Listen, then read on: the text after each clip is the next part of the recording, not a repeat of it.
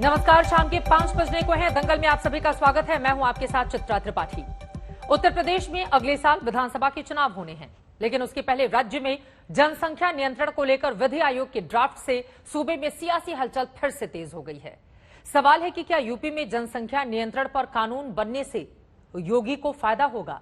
इसका जवाब इसलिए अहम है क्योंकि यूपी समेत दूसरे राज्यों में भी विपक्षी दल इसे योगी का चुनावी स्टंट बता रहे हैं।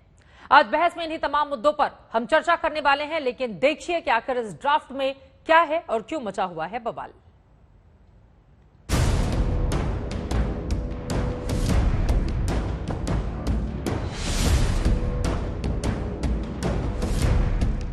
पूरे देश की निगाहें अब 2022 की ओर टिकी हैं, क्योंकि 2022 में ही देश के सबसे बड़े राज्य उत्तर प्रदेश के सत्ता सिंहासन का फैसला होगा। जब यूपी में विधानसभा के चुनाव होंगे, मैदान मारने के लिए सियासी दलों की तैयारी अभी से शुरू हो चुकी है और इसी बीच योगी सरकार ने नई जनसंख्या नीति लाने की तैयारी करके नया मुद्दा छेड़ दिया है। 11 जुलाई को यूपी में नई जनसंख्या नीति का ऐलान होगा और उसी दिन यूपी में आबादी पर काबू पाने का एक्शन प्लान जारी होगा। सूत्रों के मुताबिक नई जनसंख्या नीति में नियंत्रण का व्यापक रोड मैप होगा। इसके लिए राज्य विधि आयोग का ड्राफ्ट तैयार है। इस ड्राफ्ट से समझना आसान होगा कि आबादी पर नियंत्रण करने के नियम कायदे कितने सख्त हो सकते हैं। सिफारिश नंबर 1, सरकारी नौकरी नहीं मिलेगी। सिफारिश नंबर 2, सरकारी नौकरी में प्रमोशन नहीं। सिफारिश नंबर 3, 77 सरकारी योजनाओं का लाभ नहीं। सिफारिश नंबर 4, सरकारी कर्मचारियों को शपथ पत्र देना होगा। सिफारिश नंबर 5, जनप्रतिनिधियों को भी शपथ पत्र देना होगा। सिफारिश नंबर 6, शपथ पत्र के उल्लंघन पर निर्वाचन रद्द होगा। सिफारिश नंबर 7, तीसरे बच्चे पर निकाय चुनाव लड़ने पर पाबंदी। सिफारिश नंबर 8, 2 बच्चे वालों को पानी बिजली हाउस टैक्स में छूट। सिफारिश नंबर 9, नसबंदी कराने पर प्रमोशन समेत कई सुविधाएं। सिफारिश नंबर 10, एक संतान पर 20 साल तक मुफ्त इलाज, शिक्षा, बीमा। पहली बात तो ये कि ये अधिनियम 1 साल के बाद लागू होगा। जो भी व्यक्ति जनसंख्या नीति का पालन करेगा उसको तमाम प्रकार की प्रोत्साहन दिए जाएंगे। अगर कोई सरकारी नौकरी में है तो उसको अतिरिक्त वेतन वृद्धि दी जाएगी। उसके पेंशन प्लान में सरकार का जो कंट्रीब्यूशन है वो 3% बढ़ेगा। इसके अलावा प्राधिकरण के मकान हैं, प्लॉट हैं, उनके आवंटन में वरीयता दी जाएगी। राज्य विधि आयोग का ये ड्राफ्ट सरकार के निर्देश पर तैयार नहीं हुआ है, बल्कि आयोग ने खुद कदम आगे बढ़ाकर ड्राफ्ट पर जनता की राय मांगी है। उसके बाद फाइनल ड्राफ्ट योगी सरकार को सौंपा जाएगा। चूंकि मामला जनसंख्या नियंत्रण से जुड़ा है, चूंकि मामला यूपी में विधानसभा चुनाव से कुछ महीने पहले का है, लिहाजा राजनीति कहां पीछे रहने वाली है। देखिए, उत्तर प्रदेश राष्ट्र का हिस्सा है और राष्ट्र का हिस्सा है तो जब राज्य में कुछ होता है तो देश की दृष्टि से भी फायदेमंद होता है और आगे दूसरे राज्य भी उस प्रकार के कार्य करते हैं जिससे कि जनसंख्या, जो बढ़ती हुई जनसंख्या है, उसको नियंत्रित किया जा सके। जनसंख्या नियंत्रण पर बात कर रहे हैं, लेकिन आप मुद्दे से क्यों भटका रहे हैं उत्तर प्रदेश को? आप जब 17 में चुनाव लड़कर के आए थे, 17 का आपका घोषणा पत्र कहां, संकल्प पत्र कहां है? कितनी स्मार्ट सिटी बनी है, कितने एक्सप्रेसवे बन गए हैं? मुस्लिम धर्म गुरु भी जनसंख्या नीति पर यूपी विधि आयोग के ड्राफ्ट से नाखुश हैं। इसे योगी सरकार का चुनावी स्टंट बता रहे हैं। चुनावी स्टंट के तौर पर उसको देखा जाना चाहिए, इसलिए कि एक हिंदुस्तानी जिसको थोड़ा बहुत भी इल्म होगा वो इस बात का इल्म रखेगा कि जनसंख्या नियंत्रण का जो कानून है वो सिर्फ सूबा उत्तर प्रदेश का मसला नहीं है, बल्कि पूरे हिंदुस्तान का मसला है। और इसको सिर्फ और सिर्फ 2022 के चुनावी नताइज को और चुनावी अपने फायदे को मद्देनजर रखते हुए जिस तरीके से पेश किया जा रहा है। 2011 की जनगणना के मुताबिक यूपी की आबादी करीब 24 करोड़ है। दुनिया के करीब 200 देशों में 4 ही देश ऐसे हैं जिनकी आबादी यूपी से ज्यादा है। हालांकि यूपी में जनसंख्या की प्रकृति न सिर्फ राज्य की सियासी दिशा तय करती है, बल्कि देश की सियासत में भी इसकी बड़ी भूमिका है। अब ये अलग बात है कि राजनीतिक दल जनसंख्या पर विधि आयोग के ड्राफ्ट को किस तरीके से लेते हैं। समर्थ श्रीवास्तव के साथ कुमार अभिषेक, लखनऊ, आज तक। दो बच्चे क्या सियासत के लिए भी अच्छे, ये भी सवाल खड़ा हो रहा है। लेकिन इन सब के बीच एक बार फिर से आपको याद दिला दें, उत्तर प्रदेश की मौजूदा जो जनसंख्या है उससे ज्यादा सिर्फ 4 ऐसे बड़े देश हैं जिसकी जनसंख्या, जिसमें खुद एक हिंदुस्तान है, दूसरा चाइना, तीसरी तरफ यूएस और फिर इंडोनेशिया। और उत्तर प्रदेश 24 करोड़ के आसपास इस वक्त जनसंख्या के लिहाज से, यानी कि कई बड़े देशों को भी मात देता हुआ। इन सब के बीच आखिर मौजूदा वक्त में ही जनसंख्या नियंत्रण कानून को लाए जाने की जरूरत क्यों पड़ रही है यूपी में? कई ऐसे मुद्दे हैं जिनको लेकर हम चर्चा करेंगे। कई खास मेहमान हमारे साथ जुड़ चुके हैं, उनका तारुफ आपसे करवा देती हूं। मोहसिन रजा जो कि मिनिस्टर हैं उत्तर प्रदेश सरकार में, वो हमारे साथ जुड़ चुके हैं लाइव, आप उनको देख रहे हैं टीवी स्क्रीन पर। Doctor Ashutosh Verma, spokes person Samajwadi party के, हमारे साथ मौजूद हैं। प्रोफेसर संगीत रागी, पॉलिटिकल एनालिस्ट और आरएसएस के जानकार, हमारे साथ मौजूद हैं। डॉक्टर तस्लीम अहमद रहमानी साहब जो कि प्रेसिडेंट है Muslim Political Council of India के, वो भी हमारे साथ जुड़ चुके हैं। Doctor MH Khan, leader BSP के, हमारे साथ वो भी मौजूद हैं। सबसे पहले मोहसिन साहब आपसे ही शुरुआत करते हुए, दो बच्चे सियासत के लिए भी अच्छे, मौजूदा वक्त में ही इस जनसंख्या नियंत्रण कानून को लाने की जरूरत उत्तर प्रदेश में क्यों पड़ रही है, जब 6 महीने तकरीबन बाकी हैं यूपी चुनाव में? विपक्ष आपकी मंशा को लेकर सवाल खड़े कर रहा है, बताइए कैसे जवाब देंगे आप? देखिए चित्रा जी, विपक्ष का काम है, क्योंकि उनके पास कोई काम है नहीं तो यही काम करेंगे, क्योंकि उन्होंने कोई जनकल्याणी नीति कभी बनाई नहीं, जनता के हितों का काम किए नहीं। और जहां तक आपने बात की कि जनसंख्या नियंत्रण जो इस वक्त हमारा विधि आयोग लेकर आया है और उस मसौदे को उन्होंने प्रदेश की जनता के लिए सामने रखा है, उसमें जो भी चीजें तैयार की हैं, जो ड्राफ्ट बनाया है, वो जनहित के लिए बनाया गया है। एक अच्छी पहल है, क्योंकि इससे पहले भी हम याद दिलाना चाहते हैं कि हमारे दो का नारा कांग्रेस का था, लेकिन इच्छा शक्ति नहीं थी। तुष्टीकरण की भेंट चढ़ाया उन्होंने, और इसीलिए जो प्रॉब्लम्स आज देश के सामने खड़ी है जनसंख्या नियंत्रण को लेकर, और उत्तर प्रदेश सबसे बड़ा राज्य है जिसका अभी आपने जिक्र किया कि 4 और देश ऐसे हैं जो हमारे राज्य से बड़े हैं, और इतना बड़ा राज्य जहां 24 करोड़ की आबादी हो तो हम सही से सुविधाएं नहीं दे पाते हैं, संसाधन लिमिटेड होते हैं सरकार के पास में, अव्यवस्था होती है। जाहिर सी बात है सब संपन्न हो, सब खुशहाल हो और देश के विकास और निर्माण में अपना योगदान दें, लेकिन ये एक तुष्टीकरण की राजनीति एक समुदाय विशेष के लिए, खास करके कुछ पार्टियां ऐसी हैं जो निजी स्वार्थों के चलते इस तरह की चीजें उठाती हैं, लेकिन जन हित के लिए कभी बात नहीं करती हैं। ये जनता के हितों के लिए लाया जा रहा है, इसीलिए जनता से पूछा जा रहा है, वो अपना सुझाव देगी, और जब मसौदा सामने जाएगा, उसका सुझाव आएगा, तब वो सरकार के पास आएगा, तब माननीय योगी जी इस पर निर्णय लेंगे। तो हमने तो जनहित के लिए बहुत निर्णय लिए हैं, ये कभी विपक्ष बताए कि उसने जनता के हितों के लिए क्या निर्णय लिए हैं। चले पूछ लेती हूँ, 1.5 मिनट शुरुआती आपका खत्म हो गया, बाकी मेहमानों को भी शुरू में हम 1.5 मिनट का वक्त देंगे, उसके बाद अपनी चर्चा को आगे बढ़ाते हुए अब सीधे डॉक्टर आशुतोष वर्मा जी 1.5 मिनट आपका। और सवाल ये कि सरकार अगर कुछ अच्छा काम भी कर रही है, उसको भी आलोचना आखिर करने पर क्यों तुली हुई है समाजवादी पार्टी? इसका तो दिल खोलकर आपको स्वागत करना चाहिए। बढ़ती हुई जनसंख्या एक बड़ी समस्या तो है, वो सिर्फ उत्तर प्रदेश की बात नहीं है, वो तो समूचे देश की स्थिति ऐसी है। लेकिन कम से कम अगर एक राज्य ऐसा कर रहा है तो उसमें तो समाजवादी पार्टी को सपोर्ट करना चाहिए। क्या है जवाब इस पर? जी चित्रा जी, मुझे लगता है कि हम दिल खोल के नहीं, बाहर खोल के इनका स्वागत करते हैं। भारतीय जनता पार्टी की असल में टाइमिंग और नियत पे हम लोग सवाल उठाते हैं। टाइमिंग ये है कि अगर सही समय पे उत्तर प्रदेश में चुनाव हुआ तो 6 महीने पहले किसी तरीके से हिंदू मुस्लिम में ध्रुवीकरण हो जाए और भारतीय जनता पार्टी उससे अपनी राजनीतिक रोटियां सेक ले।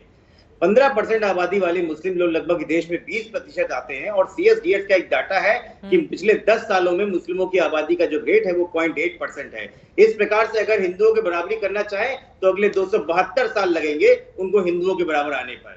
डेक्कन क्रॉनिकल में एक पॉपुलेशन फाउंडेशन ऑफ इंडिया में की एक्स डायरेक्टर है पूनम मुत्रेजा ने, उन्होंने बहुत ही साफ शब्दों में लिखा हुआ है कि पिछले 20-30 सालों में हिंदुस्तान में बढ़ती हुई आबादी लगातार घट रही है। 1991 से लेकर 2001 तक 21.5% और 2001 से लेकर 2011 तक 17.7%, जो सभी धर्म और जातियों से में गिर गई है। और हम जनसंख्या नियंत्रण और स्थायित्व के लगभग करीब आ गए हैं। टोटल फर्टिलिटी रेट जो रिक्वायरमेंट है वो 2.1 है, और हिंदुस्तान में लगभग 24 राज्य और यूनियन टेरिटरी ऐसे हैं जिनके टोटल फर्टिलिटी रेट 2.1 है। और ये सब आज नहीं है, सन 2000 में नेशनल पॉपुलेशन पॉलिसी लाई गई, जिसके तहत जिसके महिलाओं के लिए गर्भ निरोधक उपाय के बारे में बात किया गया, महिला सशक्तिकरण किया गया, बेहतर शिक्षा की गई, और उसकी वजह से स्वास्थ्य सेवाएं की गई। आज हम लोग यहाँ तक पहुंच पाए हैं, लेकिन एजेंडा तो कुछ और है भारतीय जनता पार्टी का। समझ में नहीं आया कि इसमें हिंदू मुसलमान जनसंख्या नियंत्रण में कहां से आप खींचकर लेकर सामने आ गए। इस पर जवाब आप दीजिएगा। संगीत रागी जी, आप ही हाथ उठा रहे हैं, आप ही से जवाब ले लेती हूँ। बताइए, 1.5 मिनट आपके वो कह रहे हैं कि देखिए, और उनकी बातों से जहां तक मैं समझ पाई हूं कि मुस्लिमों की जनसंख्या पर ज्यादा नजर है सरकार की और इस वजह से उसकी मंशा सवालों के घेरे में है। देखिए, इसका मतलब यह है कि कहीं ना कहीं चोर की दाढ़ी में तिनका वाली बात जो होती है वो साबित होती है। इस ड्राफ्ट में न तो किसी जाति या किसी समुदाय के बारे में बात किया गया है, न ये कहा गया है कि हिंदुओं की जनसंख्या बढ़नी चाहिए, मुसलमानों की जनसंख्या कमनी चाहिए, ऐसा भी नहीं कहा गया है। जनसंख्या एक भारत के समाज पर, एक भारतीय राष्ट्र पर एक बोझ है। आप सोचिए जरा सा कि दुनिया का सबसे ज्यादा दूध प्रोड्यूस करने वाला देश, ग्लोबल प्रोडक्शन का 22% भारत पैदा करता है। करीब 24% दुनिया का सबसे ज्यादा चावल जो है वो भारत पैदा करता है, सेकंड आफ्टर चाइना।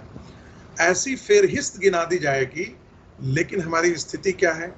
आप अमेरिका जो है वो 330 मिलियन पॉपुलेशन है, उसका जो ज्योग्राफी है वो हमसे 6 गुना बड़ा है, और हम 1500 मिलियन पॉपुलेशन के देश हैं। यदि ये सारी चीजें, यदि पॉपुलेशन का बर्डन हम पर नहीं होता तो आप सोच सकते हैं कि आज हमारी क्या स्थिति होती। जरा अभी हम कोरोना काल में वैक्सीनेशन ही देखे, हम अमेरिका के बराबर, यूरोप के कई देशों के 4 गुना ज्यादा हम वैक्सीनेशन कर चुके हैं। तो पॉपुलेशन पूरे दुनिया के लिए एक कंसर्न है, यहां तक कि इस्लामिक कंट्रीज के लिए कंसर्न है। हाँ। लेकिन पता नहीं भाई साहब को कहां से इसमें हिंदू और मुस्लिम दिख रहा है। कभी किसी ने नहीं कहा कि मुसलमानों की बिल्कुल, मैं सवाल का जवाब उनसे लूंगी। यकीनन आपकी बात महत्वपूर्ण है। और देखिए, आजादी के समय कहा हम 34 करोड़ की जनसंख्या वाले देश हुआ करते थे, उसमें 100 करोड़ हमने खुद जोड़ लिया है, और इसी वजह से मौजूदा स्थिति बहुत सारे ऐसे मामलों में इतनी चुनौतियां पेश कर रही है। डॉक्टर तस्लीम अहमद रहमानी साहब, आप तो कम से कम दिल खोलकर स्वागत कीजिए ना, अगर सरकार कुछ अच्छा काम कर रही है तो। बहुत सारी बड़ी बड़ी चुनौतियां हैं सरकार के सामने भी, लोगों के सामने भी, और जनसंख्या एक बड़ी समस्या है। तो योगी सरकार जो कर रही है वो सही है, या आपको भी लगता है कि उसकी मंशा सवालों के घेरे में है?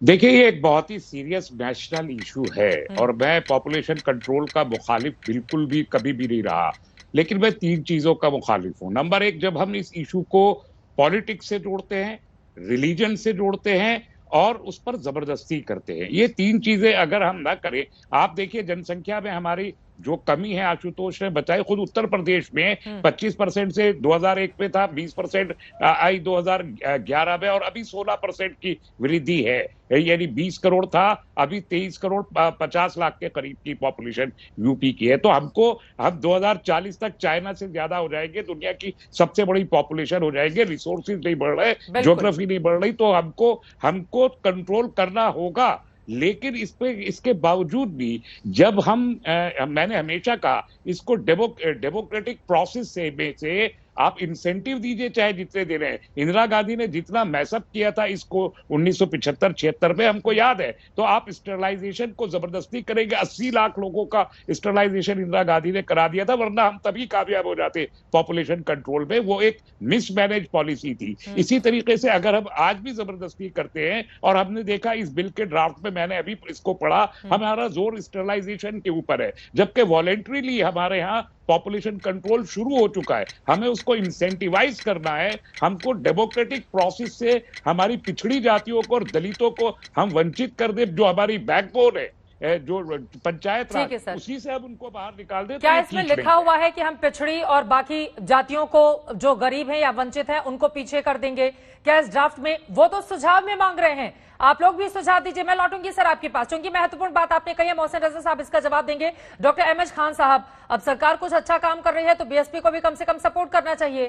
क्या है इस पर राय आप लोगों की? आपको भी धर्म का चश्मा इसमें दिखाई देता है कि दरअसल सरकार की मंशा कुछ और है, और चुनाव के ठीक पहले चुनावी फायदा लेने के लिए लेकर आ रही है जनसंख्या नियंत्रण कानून? चित्रा जी, जरा सा ये मुझे बताइए कि पूरे हिंदुस्तान में उत्तर प्रदेश के लोग ही जनसंख्या बढ़ा रहे हैं? बिहार नहीं बढ़ा रहा है, मध्य प्रदेश नहीं बढ़ा रहा है, राजस्थान नहीं बढ़ा रहा है। अगर ये जनसंख्या कंट्रोल करना है आपको, तो हिंदुस्तान के लेवल पे ले आइए। अब 2022 में चुनाव होना है तो शगुफा छोड़ने की जरूरत क्या थी? आप ले आइए, बिल्कुल कोई दिक्कत नहीं है। फिर फैमिली प्लानिंग क्या कर रही थी आपकी? अभी तक अरबों खरबों रुपया फैमिली प्लानिंग में खर्चा हुआ। कितने लोगों ने नसबंदी कराया, कितने लोगों ने क्या क्या उसके बारे में किया? कुछ डाटा है आपके पास?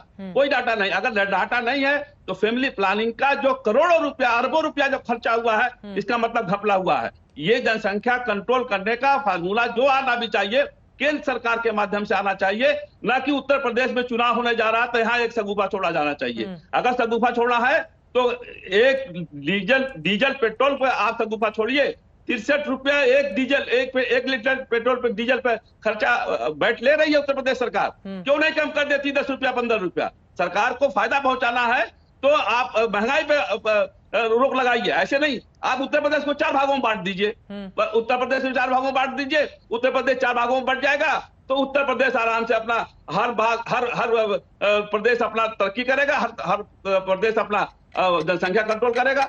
ये एक प्रदेश के लिए ले आना ये अनुचित है, ये पूरे हिंदुस्तान के लिए आना चाहिए। ठीक है, मतलब आप कह रहे हैं कि प्रधानमंत्री नरेंद्र मोदी संसद में लेकर आए, इस तरह से उत्तर प्रदेश की सरकार को आप सवालों की घेरे में देख रहे हैं। लेकिन आपके लिए बता दें कि कई ऐसे राज्य हैं सर, आप पढ़ लीजिएगा, जिन्होंने जनसंख्या नियंत्रण को लेकर कुछ प्रावधान अपने राज्य में लागू किए हैं। अलग अलग ऐसे तमाम राज्य आपको दिखाई दे जाएंगे। लेकिन मोहसिन रजा साहब, उनका ये कहना है कि केवल उत्तर प्रदेश तो जनसंख्या बढ़ा नहीं रहा है, बाकी राज्यों में भी ऐसी स्थिति है, तो फिर चुनाव की ठीक पहले आप इसको लेकर आएंगे तो सवाल तो पूछे ही जाएंगे ना कि मंशा क्या है आपकी। अभी देखिए, इससे पहले है चूंकि जब कोई अच्छी पहल करती है भारतीय जनता पार्टी की सरकार, चाहे आदरणीय मोदी जी के नेतृत्व की हो या उत्तर प्रदेश में आदरणीय योगी जी के नेतृत्व की हो, तो विपक्ष का काम है विरोध करना, संसद से लेकर सड़क तक, विधानसभा से लेकर सड़क तक। इनके पास कोई एजेंडा नहीं है।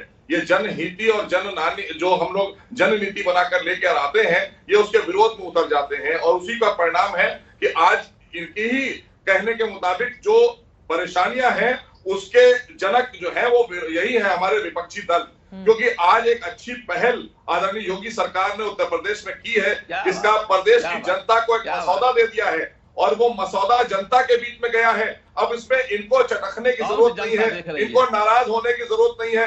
जनता का मैंडेट आएगा, फिर उस पर विचार होगा, चर्चा होगी, लेकिन परेशानी आपको क्यों हो रही है हमारी समझ में नहीं आ रहा है।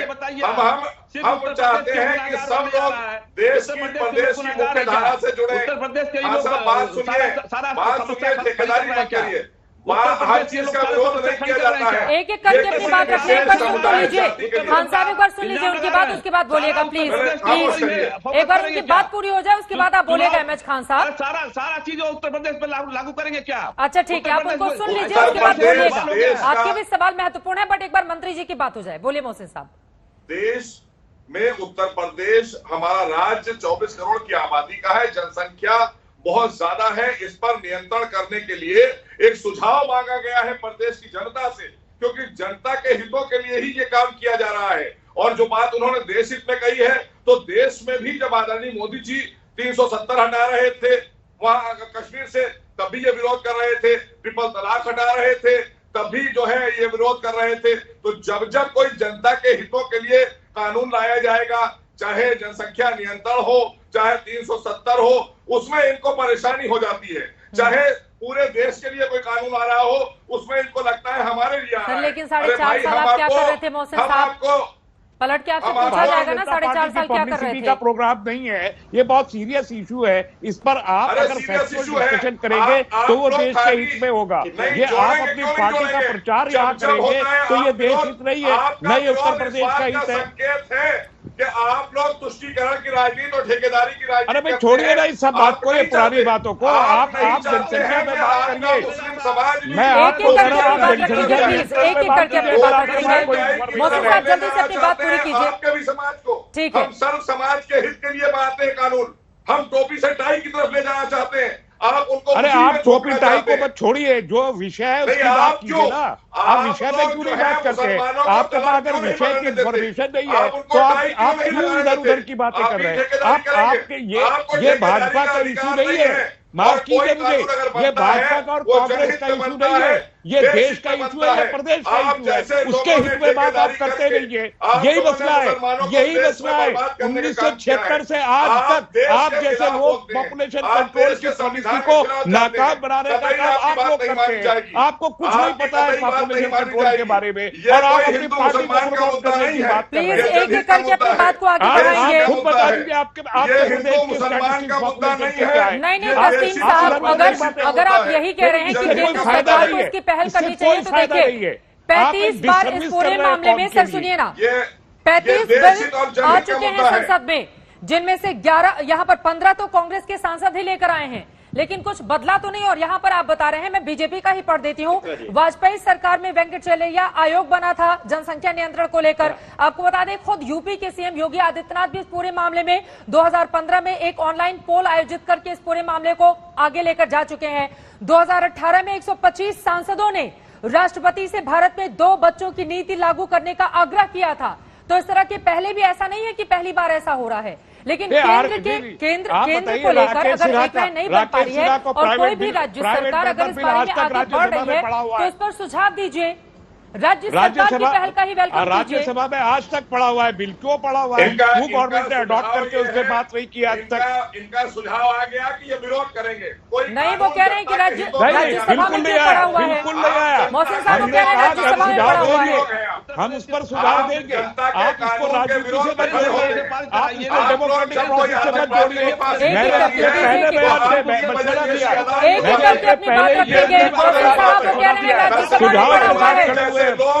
और राज्यसभा से तो आप लोगों ने तमाम बिल पास भी करवाए हैं, तो फिर इसको भी पास करवा लीजिए। कभी देश हित की बात नहीं करते आप लोग, आप लोग कभी देश हित की बात नहीं करते हैं। एक एक करके एमएस खान साहब, आशुतोष कुछ बोलना चाह रहे हैं। आशुतोष, पहले आपकी बात हो जाए। चित्रा जी, जो आपने पूछा वो बात तो खैर पूछनी भी चाहिए कि जब इतने बिल आपने ध्वनि मत से पारित करा लिया तो 2022 के इलेक्शन से पहले एमएस खान साहब एक बार सुन लीजिए ना उनकी बात, आशुतोष जी की बात सुन लीजिए, फिर बोलिएगा। बोलिए। तो इतने बिल आपने ध्वनि मत से पारित कराए हैं, इसको भी पारित करवा लेते। मैं एक बात बताना चाहता हूँ कि अभी कुछ ही समय पहले आगरा में एक बहुत बड़ा शिक्षकों का सम्मेलन हुआ था और मोहन भागवत जी को उसमें बुलाया गया और उसमें एक सवाल लिखा गया कि भाई हिंदुओं की जनसंख्या का जो वृद्धि दर है वो 2.1% से बढ़ के 5 और मुस्लिम की जो है 5.3% से बढ़ रही है, तो इससे क्या होगा? तो भागवत साहब कहते हैं कुछ नहीं होगा। हिंदुओं किसी ने मना किया क्या बच्चा पैदा करने के लिए? वो बच्चा पैदा करो, ये भागवत साहब की सोच थी। अभी विक्रम सैनी साहब है मुजफ्फरनगर में एमएलए ने, उन्होंने क्या कहा भरी सभा में, अरे इतने बच्चे पैदा कर डालो सारे हिंदू, यही पॉपुलेशन बिल आ जाएगा तो रुक जाएगा, पैदा करो सब। तो ये सोच है भारतीय जनता पार्टी की। हम इसकी बिल्कुल वो कहते हैं कि हम इसको वेलकम करते हैं, लेकिन नियत और टाइमिंग पे बार बार करते हैं। अगर आप इतना ही हिंदू मुसलमान कहाँ से लेकर आए थे? शुरुआती टिप्पणी में आप कहाँ से प्रावधान में कहा? नहीं, आशुतोष वर्मा जी, देखिए भ्रमित करने का कोई काम नहीं है ना। वैक्सीनेशन पे भी हम सबने देखा। प्लीज, जनसंख्या नीति इस देश के लिए क्या जरूरी नहीं है, या फिर कोई भी प्रदेश, एक सेकेंड सर सुनिए मेरी बात, अगर उसको लेकर आगे बढ़ रहा है, इतने बड़े जनसंख्या वाला प्रदेश उत्तर प्रदेश, कहां से लेकर आएंगे संसाधन? और जो लोग 2 बच्चे या 1 बच्चे पैदा कर रहे हैं, उनके संसाधनों का हनन क्या उन तमाम लोगों की ओर से नहीं किया जा रहा है? अस्पतालों की स्थिति देखिए, स्कूलों की स्थिति देखिए।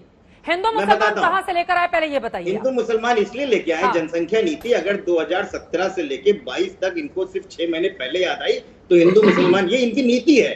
क्या है इनकी नीति है कि कैसे हिंदू मुस्लिम को डिवाइड करें, कैसे हम सांप्रदायिक ध्रुवीकरण करें और उत्तर प्रदेश का चुनाव जीते। हाँ। अगर यही बात थी, जनसंख्या से हिंदू क्या वो पोलराइज हो जाएंगे और वोट डाल देंगे? इनका काम ही यही है, इन्होंने राजनीति इसी में शुरू करी है। सर, आप लोगों ने वोटरों को क्या समझ रखा? नहीं, आशुतोष वर्मा जी, वोटर के विवेक पर आप सवाल खड़े कर रहे हैं। नहीं, वोटर के विवेक पर आप सवाल खड़े कर रहे हैं। कम से कम अगर कोई अच्छा काम हो तो उसके सुझाव दीजिए। चित्रा जी, बेरोजगारी पे सुझाव मांगा इन्होंने, किसानों पे सुझाव मांगा, पेट्रोल डीजल पे मांगा, महंगाई पे मांगा? नहीं मांगा, क्योंकि इनको आग लगानी है प्रदेश के अंदर, और ये आग लगाने के अलावा कुछ और नहीं कर सकते हैं। जवाब इस देश में जितनी बुरी हालत भारतीय जनता पार्टी ने की है, कोई पार्टी ऐसा नहीं कर सकती है सर। ठीक है, ये कह रहे हैं, इन्होंने कहा चित्रा जी आग लगाने का काम करते हैं। आग लगाने का काम तो आपने उत्तर प्रदेश में सन 90 में ही कर दिया था, जब आपने निहत्थे कार सेवकों पर, श्रद्धालुओं पर गोली चलाकर इंसानियत का खून भी किया था, आस्था का भी खून किया था, अपनी पार्टी की स्थापना की थी, तो आग तो आपने उस समय ही लगा दी उत्तर प्रदेश में। उसके बाद आपने अपनी सरकार बनाकर इतने दंगे कराए हिंदू मुस्लिम के कि आप त्राही त्राही मान गई उत्तर प्रदेश की जनता। आज आदरणीय योगी जी के नेतृत्व में उत्तर प्रदेश संभला है, आज कानून का राज स्थापित हुआ है। उसमें भी आप ही लोग हैं कहीं ना कहीं भ्रम फैलाने की स्थिति पैदा कर रहे हैं। और आपने आज बात कही तो जनसंख्या, एक मिनट सुन लीजिए, वर्मा जी एक मिनट सुन लीजिए, वर्मा जी एक मिनट सुन लीजिए, बात सुन लीजिए, एक मिनट सुन लीजिए, फिर जवाब दीजिएगा। एक मिनट बात सुनिए, फिर जवाब दीजिएगा। आपकी बात पूरी सुनेंगे तब से पहले बात सुनिए। एक करके अपनी बात रखिए, ठीक है, आप दोनों लोग अपनी बात को आगे बढ़ाएगा। मैं तस्लीम साहब आपके पास आऊंगी। बर्बादी है वो देश की बर्बादी है। कई बार इस तरह के नारे लगे, गढ़े गए, लेकिन नतीजा जस का तस सिफर ही रहा। यही वजह है कि आगे आने वाले कुछ सालों में ऐसा लग रहा है कि चीन की आबादी को भी हिंदुस्तान क्रॉस करने के लिए बेताब है, वो भी तब जब संसाधनों के लिहाज से देखें हिंदुस्तान बहुत ज्यादा पीछे खड़ा हुआ है। इन सब के बीच उत्तर प्रदेश में ये जो जनसंख्या को लेकर कानून आने जा रहा है, उसको लेकर बहस छिड़ी हुई है कि आखिर इलेक्शन के ठीक पहले इस तरह की कवायद की जरूरत क्यों पड़ी। संगीत रागी जी, सीधे आपके पास आते हुए जरा दर्शकों को समझाइए। आप सवाल तो पूछे जाएंगे ना कि 4.5 साल आपने क्या किया, और अब जब चुनाव है 6 महीने के बाद तो फिर आप इस तरह का कानून लेकर आ रहे हैं। सोचने समझने का वक्त नहीं दिया, लोगों के भीतर एक माहौल बना देंगे और फिर सियासी फायदा लेने की कोशिश करेंगे, जो विपक्ष आरोप लगा रहा है। देखिए चित्रा जी, अभी आपने तो कहा माहौल बना देंगे, लेकिन बाद में यहाँ पर और भी लोगों ने कहा कि इससे पोलराइजेशन होता है और इससे आग लगती है। इसका मतलब दो है, यानी कि हिंदुओं के और उत्तर प्रदेश के हिंदुओं के बीच में एक डर है कि बढ़ती हुई मुसलमानों की जनसंख्या उत्तर प्रदेश के लिए और देश के लिए खतरा है। और ये डर कोई गैर वाजिब नहीं है। इस देश का विभाजन हिंदू और मुसलमानों के, हिंदू और मुस्लिम धर्म के आधार पर ही हुआ था। यह डर और भी बढ़ जाता है जब रोहिंग्या के लिए इस देश का मुसलमान सड़कों पर शाहीन बाग खड़ा कर देता है। ये डर तब और बढ़ जाता है जब बंगाल के अंदर जो सीमावर्ती क्षेत्र हैं, जहां बांग्लादेशी मुस्लिम आकर के घुसपैठ कर लेते हैं और वहां पर जनसंख्या वृद्धि होने के बाद वहां के हिंदू भाग करके शहरों की तरफ आने लगते हैं। ये डर तब और बढ़ जाता है जब देश का मुसलमान जो है अपने पॉपुलेशन जहाँ, प्लीज एक गलत बात है, मैंने किसी के बीच में हस्तक्षेप नहीं किया था। प्लीज आप जरा तमीज सीख लीजिए, हस्तक्षेप नहीं करेंगे। मूर्खता और बेहूदगी बंद करके तमीज सीखना शुरू करो।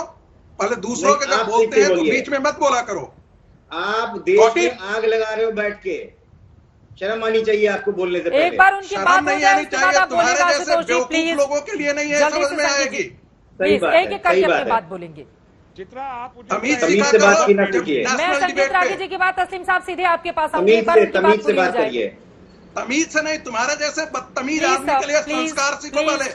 जब बीच में कोई बात कर रहा हो तो भाषा का ध्यान रखिए, अपनी असलियत को बताइए। भाषाई मर्यादा हम बना के रखेंगे, जनसंख्या नियंत्रण कानून पर ही रखते हैं। आशुतोष जी, उनको बोल लेने दीजिए, मैं आपके पास आऊंगी। आपकी बारी में वो चुप थे, बोलिए संगीत रागी जी। देखिए, ऐसा इसलिए होता है कि मैं फिर कह रहा हूं, यदि आप पॉलिटिकल इस्लाम को पूरी दुनिया में अध्ययन करेंगे तो पॉपुलेशन जनसंख्या वृद्धि भी उसके इस्लामिक जिहाद का एक औजार है। यही कारण है ये जो हम दारुल हरब और दारुल इस्लाम की बात करते हैं, उसमें दारुल हरब जो है उसको दारुल इस्लाम में कन्वर्ट हम कैसे कर सके, यह भी उसका जनसंख्या वृद्धि भी उसका हिस्सा है। यही कारण है कि मौलाना लोग जब भी इस बात पर, क्या कारण है कि भारत के अंदर जब भी इस प्रकार की बात की जाती है, मुस्लिम मौलाना बाहर आकर के कहते हैं नहीं, जनसंख्या वृद्धि का हम विरोध करेंगे। तो ये डर जो है, उनको लगता है कि जनसंख्या वृद्धि, यदि जनसंख्या नियंत्रण और फैमिली प्लानिंग, और ये 60 के दशक से ही इन्होंने विरोध करना शुरू कर दिया था, आज भी विरोध कर रहे हैं। इसका कारण यही है कि ये जो पॉपुलेशन जिहाद है, इस पर ये नियंत्रण जरूर करता है। यदि जनसंख्या संतुलित होगी तो देश को फायदा होगा, लेकिन देश का फायदा के लिए इस देश का मुसलमान सड़क, पानी, बिजली, इसके लिए कब आंदोलन किया इस देश का मुसलमान? जब भी इस देश का मुसलमान आंदोलित किया है तो इस्लाम के नाम पर किया है, शरिया के नाम पर किया, मदरसा के नाम पर किया, एंटी टेरर लॉ के खिलाफ आंदोलन करेगा, शिक्षा के लिए, पॉपुलेशन कंट्रोल बहुत सीरियस इशू है, बहुत सीरियस। मैंने 1.5 मिनट में एक लफ्ज इधर उधर नहीं कहा। और मैं जब भी मैं विद्यार्थी हूँ, इस टॉपिक का। मैं जब भी इसे पढ़ता हूं मुझे पसीना आ जाता है पढ़ के कि हम कहां पे जा रहे हैं। और यहां जब भी इस पे डिबेट होती है आप देख लीजिए कि बीजेपी के लोग हो या कोई भी हो, वो अपनी पार्टी का प्रचार यहां पर शुरू कर देते हैं और हिंदू मुसलमान जो मंत्री है गेरुए कपड़े पहने हुए, जो एमएलए हैं, एमपी है, वो कहते हुए दिखाई देते हैं जब 10-10 बच्चे पैदा करो 20-20। तो मुझे लगता है कि हम किस सेंसलेस दुनिया में जी रहे हैं। हमको ये देखना होगा कि देश के रिसोर्सेज किसी एक कम्युनिटी का इशू नहीं है, पूरे देश का इशू है। और इसको मैंने जब राकेश सिन्हा बिल लेकर आए थे पार्लियामेंट में, खुद उनको फोन करके मैंने राकेश सिन्हा को सजेस्ट किया था ये चीजें इसमें इनकॉर्पोरेट कीजिए, ये अमेंडमेंट कीजिए। मनु गौड़ से किया, जितने पॉपुलेशन एक्टिविस्ट हैं सबसे संपर्क में हो। लेकिन जब इस तरह के ये बातें करते हैं जो आज भी यहाँ पर मोहसिन रजा साहब और संगीत रागी इसको जिहाद से जोड़ के, तो इस फिर को साफ लगता है कि आप पॉपुलेशन कंट्रोल में सीरियस नहीं है, आप इसको एक पॉलिटिकल इशू बना के वही इंदिरा गांधी वाली हरकत आप भी कर रहे हैं। इसका विरोध जो इसको आप एंटी नेशनल एक्टिविटी कर रहे हैं। मैं इसे एंटी नेशनल एक्टिविटी कहता हूँ। जिस अंदाज से संगीत रागी और मोहसिन रजा यहाँ बात कर रहे हैं ये नेशनल नहीं है। आप मुसलमानों को मुसलमानों से 100 करोड़ हिंदुओं को डराने का नैरेटिव बना रहे हैं। आप पॉपुलेशन के नाम पे 100 करोड़ हिंदुओं को मुसलमानों से डराने का नैरेटिव बनाते हैं। आप पॉपुलेशन कंट्रोल में सीरियस नहीं है, इसलिए आपकी इंटेंशन पे सवाल खड़े होते, इसलिए खड़े होते। अगर मैं यूपी का सेंटर में कहीं भी मैं अगर किसी सरकार में होता तो सबसे पहले लाता ये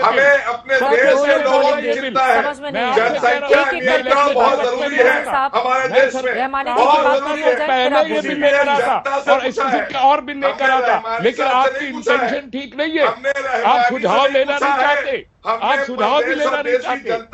मैंने पहले ही सुझाव दिया और अगर उनकी राय आएगी तो हम ये कानून लाएंगे। आपको हमने नहीं पूछा है, हमने प्रदेश की जनता से पूछा है। हम भी प्रदेश की जनता है, हम भी प्रदेश की जनता है, आप भी कर रही है। हम भी प्रदेश की जनता है और पूरे देश में सारे सुझाव देंगे, सारे सुझाव देंगे। मगर आपकी नीयत जाहिर हो रही है इस डिबेट में। आपके जो स्टेटमेंट है, आपका जो संगीत रागी का जो स्टेटमेंट है वो आपकी नीयत बता रहा है कि आप झूठ बोल रहे हैं। आपका पॉपुलेशन कंट्रोल से कोई लेना देना नहीं है। आप कम्युनलाइज करना चाहते हैं इशू को, एक नेशनल इशू को आप कम्युनलाइज करना चाहते हैं। आपकी नीयत, आपकी भाषा बता रही है, आपकी शैली बता रही है, आपकी बॉडी लैंग्वेज बता रही है कि आप पॉपुलेशन कंट्रोल में सीरियस नहीं है। जनसंख्या नियंत्रण कानून जैसे अहम मसले पर बातचीत हो रही है तो अहम मसला सर आप लोगों को इस बात की गंभीरता को समझना होगा। सर देखिए, नहीं तस्लीम साहब आपसे भी और मोहसिन रजा आपसे भी इस बात को समझिए, सबसे बड़ा मुद्दा है जिन लोगों के पास संसाधन है, जिनके पास पैसा है, जो शिक्षित है, जो ताकतवर है, उनके वहाँ जनसंख्या की दिक्कत ही नहीं है। जनसंख्या वाली सबसे ज्यादा समस्या तो सबसे ज्यादा गरीबों के लिए है, उनको समझाने की जरूरत है। अगर किसी भी तरह का भ्रम हम यहाँ पर पैदा करेंगे तो यकीनन उन लोगों के बीच उस तरह की स्थिति बनेगी, ऐसा लगेगा कि कुछ चीजें हम पर थोपी जा रही हैं। रहमानी साहब यहाँ पर सुझाव मांगे जा रहे हैं कि आप सुझाव दीजिए इसको और बेहतर तरीके से कैसे लागू किया जा सके। सुझाव मैंने कहा कि इसे पॉलिटिक्स से अलग रखिए, इसे धर्म से अलग रखिए, इसे वॉलंटरी प्रोसेस बनाइए और इसमें से डेमोक्रेटिक प्रोसेस से किसी को अलग न जाने दीजिए। चार सुझाव मैंने दिए, इन्होंने क्या सुझाव दिया है? पूछिए यहाँ धर्म की बात किसने की है? मैंने पहले ही 4 सुझाव दिए और इसलिए दिए कि नेशनल इंटरेस्ट में धार्मिक बात कहाँ से आ गई? ये जो बात कह रहे हैं इसमें धर्म की बात कहाँ है? ये क्यों कह रही है बात?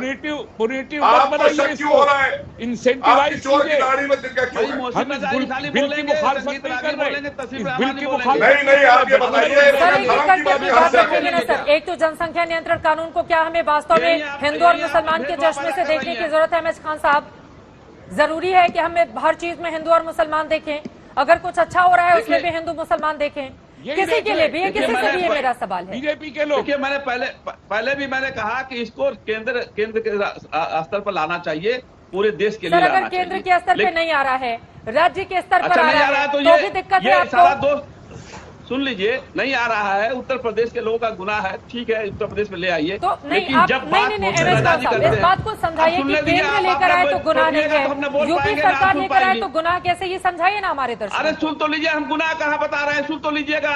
आप बोलिएगा तो हम नहीं बोल पाएंगे, हम बोलेंगे तो आप गलत बोलेंगे तो पूछूंगी ना पलट के आपसे सवाल। तो गलत बोलेंगे तो पूरी बात वाले दीजिए आप। गलत क्या बोल रहा हूँ मैं भाई? तो बताइए ना, केंद्र लेकर आएगा तो सही है, राज्य लेकर आ रहा है तो गलत कैसे, आप समझाइए ना हमारे दर्शकों को।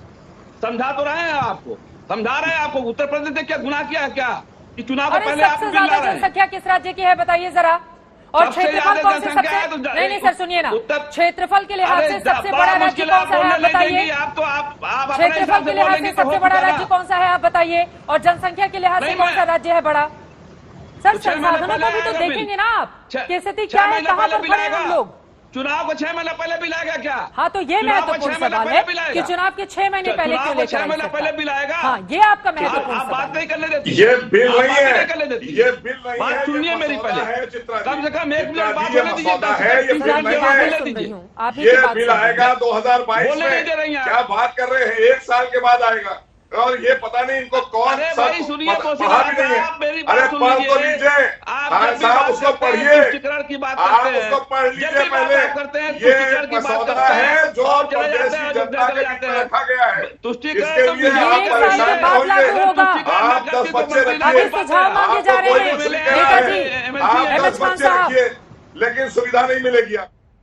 चले ठीक है, चूंकि जनसंख्या को लेकर कम से कम डिबेट इतनी तेजी से आगे बढ़ी है, उम्मीद यही कि कुछ ठोस निकले, लेकिन बार बार विपक्ष दरअसल सरकार की मंशा पर सवाल खड़े करते हुए कह रहा है कि जब चुनाव है तभी ये बिल लेकर क्यों आया गया, 4.5 साल सरकार क्या कर रही थी। तो वहीं दूसरी तरफ सरकार का दावा है कि बढ़ती हुई आबादी एक बड़ी समस्या पैदा कर रही है, इस वजह से ये बिल बहुत ज्यादा जरूरी है। आगे क्या होता है इस पर रहेगी हमारी नजर।